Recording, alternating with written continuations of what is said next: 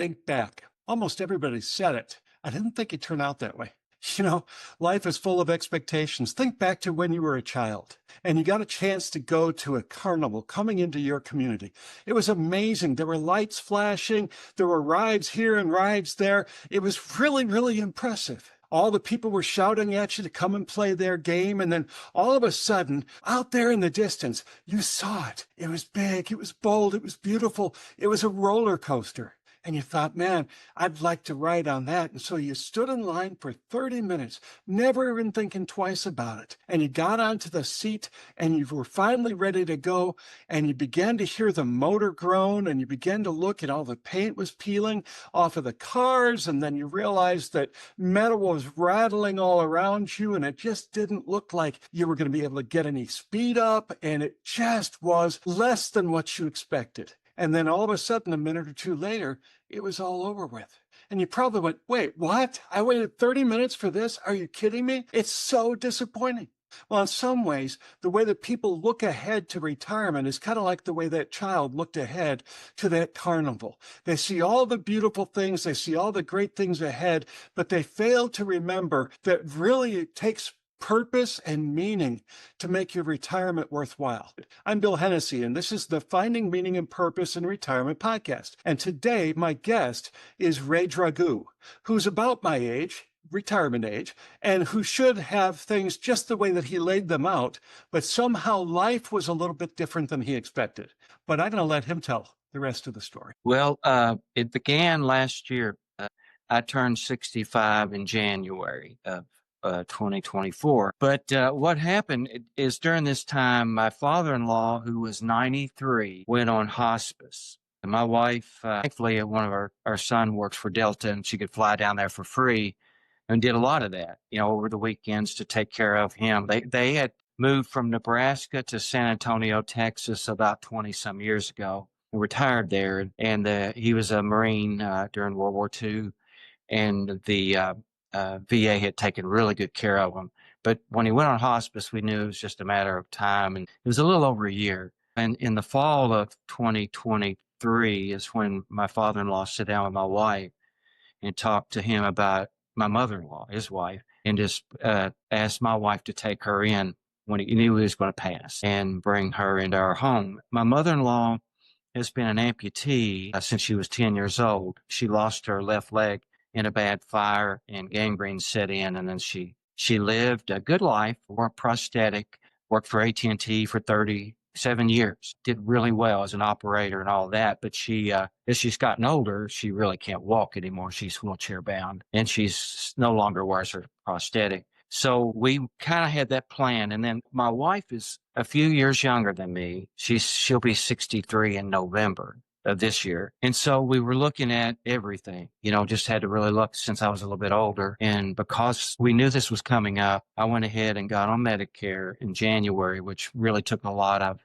healthcare costs away from us. She had just got her dream job about a year ago. All of her insurance was paid for. So that worked out really well. So we just sat down and made the decision. I contacted my company in January and just told them that I was going to retire. And I was going to work for a gentleman that was an independent. I had been on the road as a salesman for 30 plus years. The last 20 was selling floor covering. And I was going to work for a gentleman that was an independent. And we talked, and he said, hey, you can just work 2 days a week, whenever you want to do.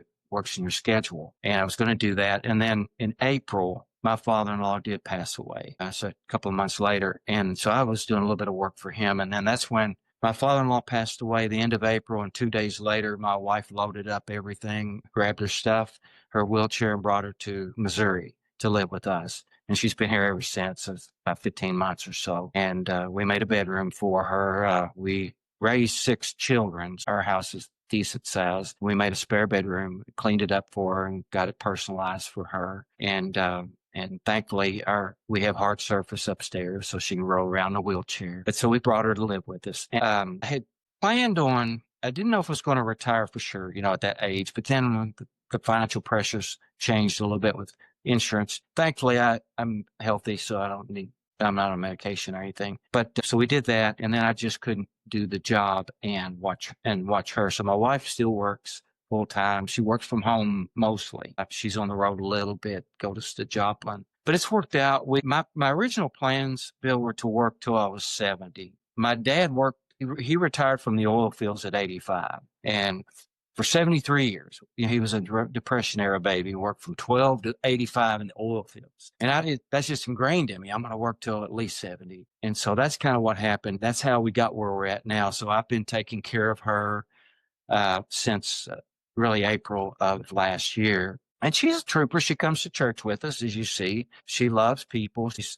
got a touch of dementia. It's not horrible, but the repetitive questioning does wear on me a little bit at times. All in all, it's a change. We're still adapting. That's kind of the story of where we're at. Sure. So I don't think you probably planned on that for retirement, did you? No, I didn't. I was going to go kayaking and fishing, but that's a little bit, but not much now. What have you done to adapt to the new reality that you're facing? And it's so different from the retirement that you expected. What kind of lessons have you learned from all this? Well, we raised 6 kids, and you know how that is with a larger family. There's always so much unexpected. So it kind of trained me really in a way. One of our children, as you know, was kind of special needs and, with some healthcare issues. And that prepared me a little bit for the unexpected in a way.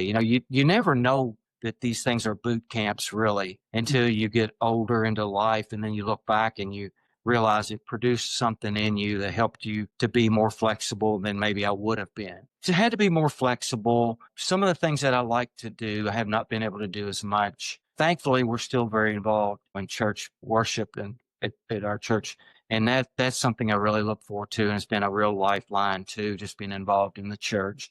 And we just take her, it's a little harder. My father-in-law was very kind. He wheeled us a truck that he had bought, a really nice pickup, hardly any miles on it. And so we have a way to transport her easily, with her wheelchair. And so we pretty well just pack up and take her with us wherever we go. That part's a little challenging at times, but Sure. Well, my wife and I faced the same kind of circumstances. Ray's mother was actually a little older than your mother-in-law. And so she passed away when she was turning 102. We had her for about 4 or 5 years, and it was really not at all what we were expecting. In fact, we hadn't even retired yet. We still, had things going on at the house, had a couple kids home. And so it was really nothing that we expected. And what I came to believe out of all that is that raising parents is tough because you have all the responsibility and none of the authority.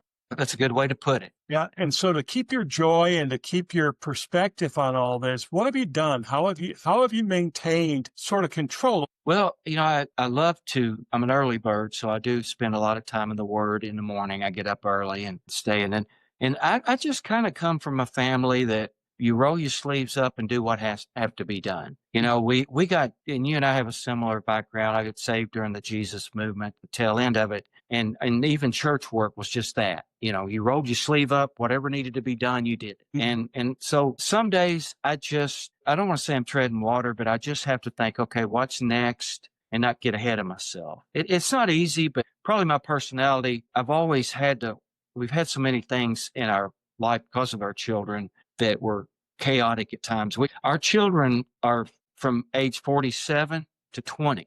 So we had children in 4 different decades. So, it's been our whole life. And so it never was a real rest in that sense. And that's kind of what I do. I've been leaning on the Lord. Like I said, just doing worship at church. And those things really help keep me focused on something to look forward to. I think that's the hardest part about it. I would say I liked as a salesman, it's nice not having the waking up in the morning and having a quota. I had one for 30 years. Maybe that's why I have no hair. But it's nice in that sense to not have that pressure. But in a way, I liked it too. I liked the day-to-day of it. Hey, I have to do this. I've got to do that. That's the hardest part of it.